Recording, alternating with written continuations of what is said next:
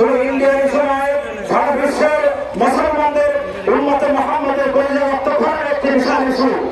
আপনারা জানেন ভারতের রামগিরি, ওই রামগিরি এগুলি আমাদের দেখায় নাম নাই। মুহাম্মদ রাসূলুল্লাহ সাল্লাল্লাহু আলাইহি ওয়াসাল্লামের ব্যাপারে যেখানে কোরআন বলেছে, আল্লাহ বলেছেন আমার রাসূল মহান চরিত্রের অধিকারী, সেখানে ভারতের একজন এমএলএ এবং রামগিরি কুখ্যাত রাষ্ট্রীয় সন্ত্রাসী রাসূলের দুশমন আল্লাহর হাবিবের সাহাবী হাদিসের বিরুদ্ধে ঘোষণা করেছে যারা রাসূলকে সাল্লাল্লাহু আলাইহি ওয়াসাল্লামের ব্যাপারে কথা বলবে, রাসূলের চরিত্রের কথা বলবে, মান সাব্বা নাবিয়ান ফাকতুলুহু, তাদের হত্যা করা কোনো দোষের কিছু নাই। যারা কোরআনের বিরুদ্ধে কথা বলবে, যারা মুহাম্মদ সাল্লাল্লাহু আলাইহি ওয়াসাল্লামের উপরে সামান্য তিল পরিমাণ চুল পরিমাণ কথা বলবে, চরিত্রের কথা বলবে, সে ভারতের হোক বাংলাদেশের হোক পৃথিবীর যেখানেই হোক, তাদের একটাই শাস্তি, তাদের শাস্তি হবে ফাঁসির মৃত্যুদণ্ড।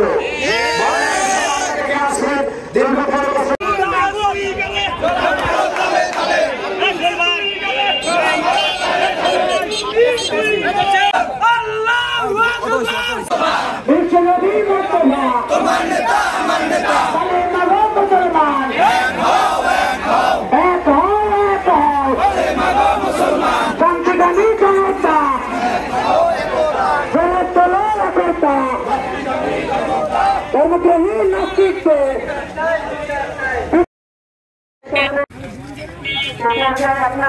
সাবধান নারায়ণ তাকবীর আল্লাহু আকবার।